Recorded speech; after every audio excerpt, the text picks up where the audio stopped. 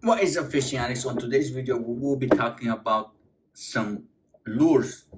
Most importantly, it's a subject that I've been meaning to do for a while. Just never got to it with Crazy Tuesday tackle days or tackle Tuesdays being all crazy. And this is a subject uh, that was brought to my attention most recently again. So I decided to do a video how to save lures from the river. What I mean by that is a lot of people who regret, they don't hesitate to fish the rivers is because they lose a lot of gear. And it was like that for me in the beginning. Is Years progressed, feeding thousands of dollars to the river. uh, I have developed a quick little trick and little hacks that I tend not to lose a lot of lures. Especially if you're a beginner, it could be a huge deal breaker. You know, not a lot of people like to fish for smallmouth on rivers because they tend to lose a lot of gear. So let's get to it. Let's start with my favorite. For most of you that know me, I love using crankbaits, especially for smallmouth in the rivers. Um, Rock or wood. Uh, a lot of people don't want to fish crankbaits on wood, but it's one of my favorite ways. And I don't lose. I rarely lose a lure to a wood or stump or whatever, especially with the crankbait. What I use is always a floater. Just trying to find one. There we go. I'll just use this one. No hooks on it. But when I'm fishing, I have to put hooks on it actually. It's a floating crankbait. This one has a moderate rise, but also you can use, especially if you use balsa or basla wood. Wooden crankbaits have a higher buoyancy than ABS plastic, or depending on the ABS plastic, some of them are sinking. But if you're fishing shallow like rivers, like shallow rivers, like DuPage, Fox, or Illinois. When I'm using crankbaits, it's usually uh, wing dams or current breaks, or I would say four, two, 2 to 6 feet of water. I'll throw a square bill or wood stumps. Like sometimes there's fallen trees um, on the river, especially in most recently that I was in Rockton. I was using a square bill to fish wood because I couldn't throw a swim jig for walleyes, because I tend to get stuck a lot.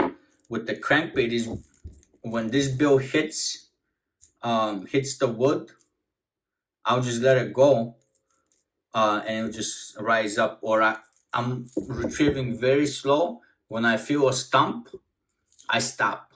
And also, I'll get back to this in a little bit. Why do I do that? But floating crankbait on rivers, it's very good. There is some brands that they suspend, especially higher ends. Most of the higher ends are suspending or sinking. I do not recommend those fishing on the river simply because they tend to get hang up a lot, and especially if you get it stuck on a rock with the buoyant crankbait, naturally it wants to go up. So if you give a little bit of slack line and you just snap it a couple of times, 90% of the time you get it out, as long as you're not using full braid. Full braid, it tends to set the hooks uh, pretty fast, and then it makes retrieving lures a little bit difficult. And then now for the plastics, um, depending on how fast the water is and how deep I'm trying to get. Let's say if I'm fishing, I would say let's say 8 inches to 2 feet, and I only have quarter ounce jig heads with me. So a quarter ounce jig head, it'll tend to get snagged a lot on slow current, and to avoid losing lures, is all you gotta do is change your plastic. Let's say I was using a 3 inch on a quarter. All I have to do is not to get snagged a lot. I'll change it to uh, from a 3 inch plastic to a 4 inch paddle tail. So this way, even this is a sinking plastic, just the body, it's larger, so the current it takes longer for it to reach the bottom because the current is dragging it. And also because of the way the body is, it tends to hit the rocks and just hover over them, just like have you ever noticed when you're driving and you see a leaf come towards you, but when it reaches your windshield it just goes up? It's the same, almost the same action. Instead of hitting the rocks, depending on the current, how fast the current is, let's say moderate current, it will tend to most of the time hover over the rocks. And if I'm trying to get a little deeper, I'll switch, let's say, to this is 3.8, and if you look at the body, it's a lot slimmer. It's a lot slimmer body, so it doesn't have that much drag. And on these, I tend to usually cut the head, makes it better. Just do that. I do get a better action, and they tend to last longer when you make these up. So I'll rig it straight in the middle, and also it'll depend on your plastic. Some plastics have a big paddle tail, or they're designed like this one. They have a little bit of odd shape, not fully round. So this one does not roll, doesn't have that big of a body roll. And since he has a small paddle tail, it has a nice little action, tight little action. But let's say when you put like a Kitec type, this is 3.8, same 3.8, and just look at how big the tail is. So this one places a lot more water than this, and this one will have the same action, but it will just displace a lot more water. And also what this does is, since it's making that wobble, turning, and also some of them, they tend to roll the bait. When it rolls your jig side to side as well, and when you're fishing on the bottom, the hook tends to get stuck on rocks, and these are a lot harder to get unstuck because they will not float naturally. So you can snap your line a couple of times. You can try a couple of methods out there. I forgot what were they called, but you can look them up, how to retrieve your lures get unstuck from rivers and whatnot. You can use the bottle method. But let's get back to the subject. So the plastic you choose for your jig, it will tend to also determine how fast the jig is falling, and how, if it's gonna stay on the bottom or just naturally is gonna raise to the top. And also, if you put an underspin or overspin, like I forgot they're called. I believe they're called beetle jigs, or I do not have any near me, but they also tend to, when you start retrieving, they tend to raise the lure to the surface. And if I am trying to get a lot of movement from the lure, then our low current, not fast current, low current I'll switch to some kind of ribbed plastic with a big paddle tail with a lot of action on it. Or if I'm fishing a fast current, and I'll switch to something that's smooth, and this one doesn't have any body roll because it's pretty much like a cylinder shape, but it does have a unique tail, and I still get a lot of action, but I do not have my lure rolling side to side, so it tends to avoid snags. It's a lot less snagless, I guess. But if I'm fishing deep, I can switch to 3/8. Now on this one, it's 4 to 10 feet water. It will easily work just by upsizing. And also, what I found out is on jigs, if you're fishing rocks, rocky areas, and maybe some wood, not that much on wood, but mostly rocks, I found out that the 90-degree angle works perfect, especially if I'm usually when I'm fishing walleyes. This is the jig head. This is the type of jig head that I would use. It does not work that well in grass, but you can experiment with different types of jig heads. I don't have any right now. I need to make some, but if the tie down is up front, it's a lot better on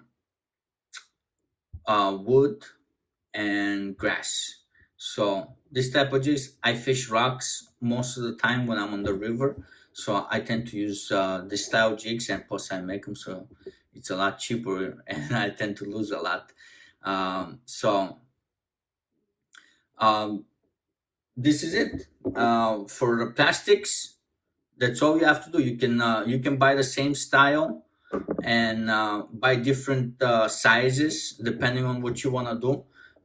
If you want to fish very shallow, like I was fishing Illinois River for white bass, we find the fish anywhere between 6 inches of water to 2 feet. That's where they were stacking right on the fast current under the wing dam and between the rocks. But we just needed to make contact with the rocks and hit them. And with these lures, if you guys can see, this one has been through some pretty good battle. What it does is it just hits. When I hit the rock, I just wait, and naturally this one goes down. When it hits the rock, it goes up like this, so I can just pop it and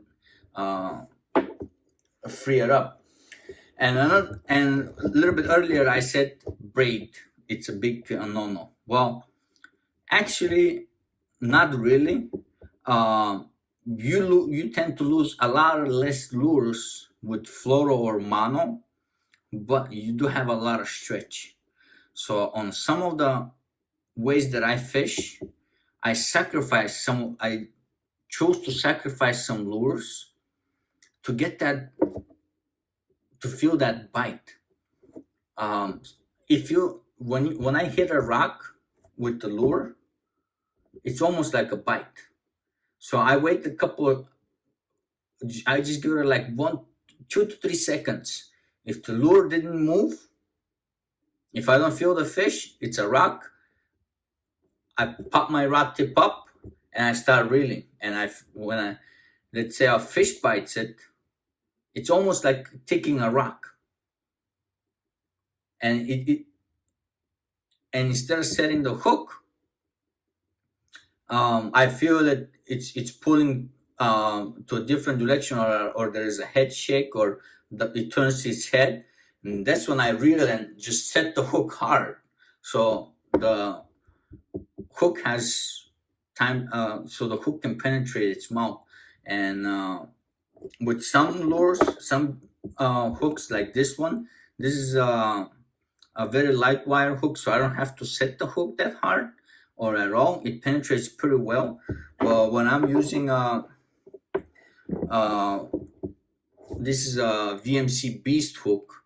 It's a 4-aught or 3-aught. No, it's a 4-aught 4-aught VMC Beast hook, and this is twice the diameter of the Mustad. I forgot which one was this Mustad, but either way, it's both of them are 90 degree. This is a 3-aught light wire, and this is a 4-aught Mustad hook. But if you guys can see how there's quite a little bit of difference, even though this one is still light wire, this is very heavy, like twice the diameter of this one, and 1.5 the diameter of this one. So on this one, I gotta set the hook pretty hard, and this is why I use braid, so I feel that bite. And at times I do lose some more lures than I should with the braid to mono leader, floral leader, but I get to feel the I think I get more hookups. I feel more bites, and sometimes fish will grab it, and if you don't have a scent, or if your lure doesn't taste right or it doesn't feel right, they will spit it up pretty fast. So this is why I'm big on scents. I use whole different type of scents and stuff. But I hope this helps you guys out. I see the video is over 15 minutes now. Let me know if you have any different tips or tricks, or what kind of jig heads you guys use on the river systems to lose less lures, or gives you a little bit of advantage over anything else. That's it, guys. I'll catch you guys on the